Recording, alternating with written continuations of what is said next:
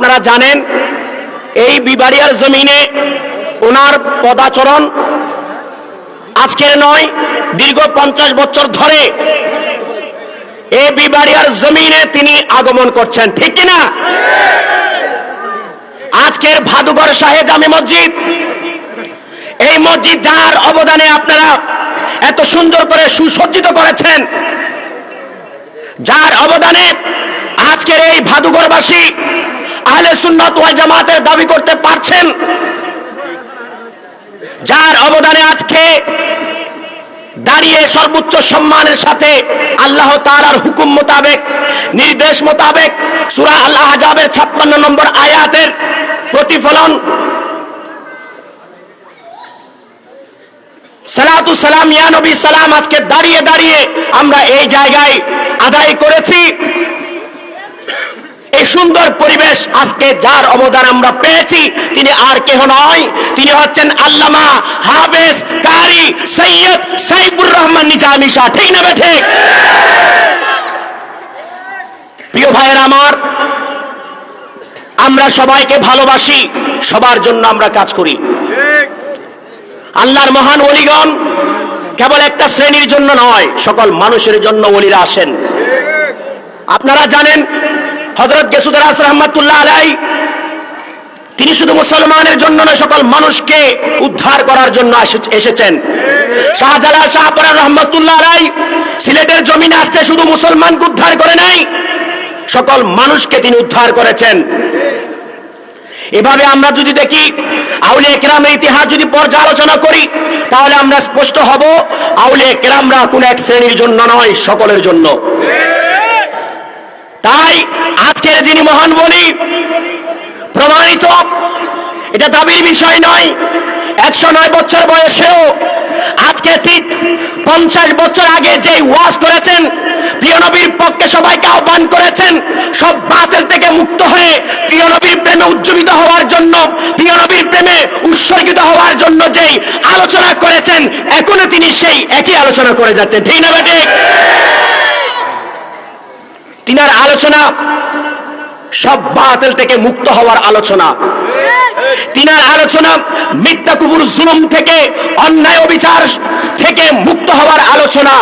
এই আলোচনা উনার নয়, এই আলোচনা পবিত্র কোরআনের। আপনি যদি কোরআন বিশ্বাস করেন তাহলে আপনাকে বিশ্বাস করতে হবে আমি মুসলিম হিসেবে সব মিথ্যা বাতিল থেকে আমাকে মুক্ত থাকতে হবে। তিনি সেটাই তুলে ধরেছেন, তিনি ঈমানের আলোচনা করেছেন। তিনি কাউকে কটাক্ষ করে কাফের বলে নাই, সবাইকে পথ তৈরি করে দিয়েছেন, আসার সুযোগ করে দিয়েছেন, কাউকে কাফের বলে দূরে সরিয়ে দেয় নাই। সেজন্য আপনারা জানেন অনেক এই বিবাড়িয়ার মধ্যে যদিও বা অন্য কওমের, আমরা তাদেরকে কওমি বলি, তাদেরকে ডাকি, তারা হাদিসের আলোচনা, ঠিক না ঠিক? শুধু তা নয়, আমরা এটাও জানি আমাদের মহান মুর্শিদ কেবলা যখন আলোচনা করেন সবচেয়ে বেশি দলিল উপস্থাপন করেন সেই দেওবন্দি মাদ্রাসার বড় বড় আলেমদের, ঠিক না ঠিক? তাদের কিতাব থেকে তাদেরকে ভালোবাসার সাথে বুঝিয়ে দেওয়ার চেষ্টা করেছেন যে কোনটা সত্য কোনটা মিথ্যা তোমরা জেনে নাও। সালাতু সালাম আমরা নয়, তোমাদের ইমামরাও সালাতু সালাম পড়েছেন, তোমাদের সেই যাদেরকে তোমরা ফলো করো তারাও সালাতু সালামের পক্ষে, তাদের ভাষায় মিলাদ কিয়ামের পক্ষে তারা সমর্থন দিয়েছেন, ঠিক না ঠিক? এভাবে 12 রবিউল আউয়াল শুধু আমরা নয়, তারাও পালন করে। এভাবে আমাদের মহান মুর্শিদ কেবলা প্রত্যেকটা আলোচনা আল্লাহর প্রিয় নবী জাতে পাকের নূর, এটা আমার মুর্শিদ কেবলা শুধু বলে নাই, এটা কোরআন থেকে ব্যাখ্যা করে যেই আশরাফ আলী থানভী সাহেব তার কিতাব নাসিরুদ্দিনের মধ্যে নকল করেছেন, ঠিক না ঠিক? তাহলে বোঝা গেল তারা যাদেরকে ফলো করে তারা আজকে দাবি করছে বড় বড় আলেম, তারা পর্যন্ত প্রিয় নবীকে আল্লাহর নূর বলেছেন। এটা কারো গায়ের জোরে নূর বলা নয়, এটা কোরআনের ব্যাখ্যা, হাদিস শরীফের ব্যাখ্যা। এভাবে এই আকীদায় বিশ্বাসগুলো তিনি তুলে ধরেছেন।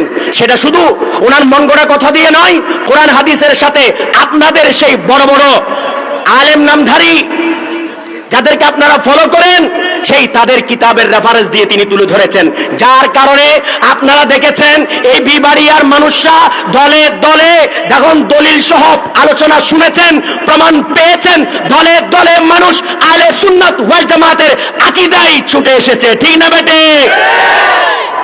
এই অবদান আর কেউ রাখতে পারে নাই। চিরসত্য বলতে হবে, মিথ্যা বলে কোনো লাভ নাই। এই অবদান আর কেউ রাখতে পারে নাই। আমরা সকল আলেমকে সম্মান করি, শ্রদ্ধা করি। আমাদের বাবার মহান মুর্শিদ কেবলার সমবয়সী অনেক আলেম এই বাংলার জমিনে কাজ করেছেন, সেবা করেছেন। আমরা দেখেছি একদিকে ভালো বললে আরেকদিকে উগ্রতা দেখিয়েছে, একদিকে মানুষকে আহ্বান করলে আরেকদিকে দূরে সরে দিয়েছে, ঠেলে দিয়েছে। কিন্তু আমাদের মহান মুর্শিদ কেবলা কখনো উগ্রবাদী আলোচনা করে নাই, উগ্রতা প্রকাশ করে নাই। তিনি শুধুমাত্র কোরআন হাদিস থেকে সঠিক দলিল উপস্থাপনের মাধ্যমে আহলে সুন্নাত ওয়াল জামাতের আকীদা প্রচার করেছেন। ঠিক না বেটে? আজকে নিজেকে বড় সুন্নি দাবি করছেন, নামের শেষে সুন্নি লাগাচ্ছেন, মাহফিল করেন সুন্নি সম্মেলন, মাহফিল করেন সুন্নি সমাবেশ। এই অবদান কার? একটু ঘুমিয়ে দেখেন, শুয়ে দেখেন, একটু চিন্তা করেন, এই অবদানটা কার? আপনি যদি নিমক হারামে করেন তাহলে আমাদের কিছু আসে যায় না। ঠিক না বেটে? এরকম নিমক হারাম অনেক ছিল যুগে যুগে। ঠিক না বেটে? সেজন্য বলবো, আজকে সুন্নি দাবি করছি, আর আমরা সুন্নি বলা মানি প্রচলিত সুন্নি বলা নয়। আমরা সুন্নি বলা মানি সব বাতিল মুক্ত সুন্নি বলা। এখন সুন্নি বললে অনেক বাইরে এসে মারতে আসে, কেন না? কারণ ভণ্ডামি নষ্টমি করে করে সুন্নি শব্দের অবমাননা করেছে। ঠিক না বেটে? কিন্তু বিশ্ব সুন্নি আন্দোলনের সুন্নিয়ত প্রচলিত সুন্নিয়তের মতো নয়। বিশ্ব সুন্নি আন্দোলনের সুন্নিয়ত সব বাতিল থেকে মুক্ত হওয়ার সুন্নিয়ত। ঠিক না বেটে? বিশ্ব সুন্নি আন্দোলনের সুন্নিয়ত সেই বদর, উহুদ, সিফফিন, কারবালার সুন্নিয়ত। শুধু বদর উহুদের কথা বলে না, সিফফিনের কথাও বলে। শুধু সিফফিন নয়, কারবালার কথাও বলে। ঠিক না বেটে? আমরা যদি কারবালায় থাকতাম তাহলে আমরা মুমিন হিসেবে আমরা কিসের পক্ষে থাকতাম? এটা আসলে প্রশ্ন রাখা যায় না, এটা আমাদের ইমানি বিষয়। আমরা যদি সেই কারবালার ময়দানে থাকতাম, নিঃসন্দেহে আমরা কাফেরদের বিপক্ষে ইমাম আকবর, ইমাম হুসাইনের পক্ষে থাকতাম। ঠিক না বেটে? কারা কারা ইমাম হুসাইনের পক্ষে হাত তুলে বলি।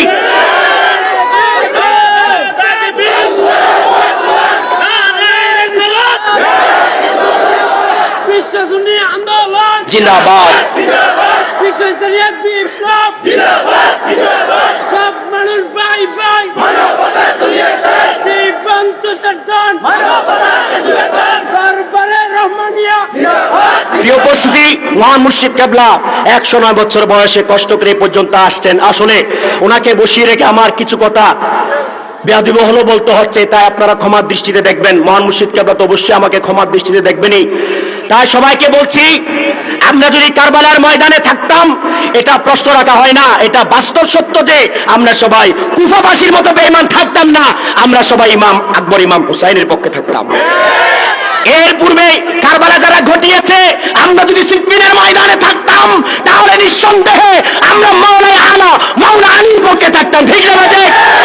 এমন কোন শক্তি নেই মাওলা আলীর বিরুদ্ধে যুদ্ধ করবে। মাওলা আলীর বিরুদ্ধে যুদ্ধ করা মানে ইমান থেকে আউট হয়ে যাওয়া। ঠিক না বেটে?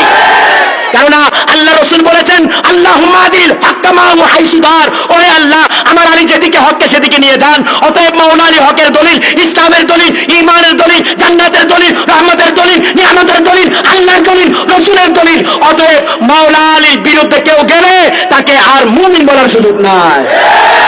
ঠিক না বেঠে? কারা গিয়েছে, কিভাবে গিয়েছে, ব্যাখ্যা বিশ্লেষণ করলে আমাদেরকে ভুল বুঝেন।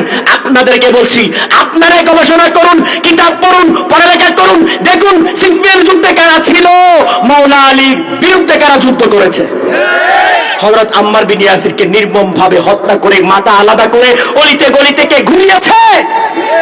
আপনারা একটু চিন্তা করুন। হযরত ওয়াইসুল করণী, আশিকে রাসূল, যার কথা বলে বলে ওয়াজ করেন, সেই ওয়াইসুল করণীকে কারা নির্মম ভাবে শাহাদাত বরণ করিয়েছে?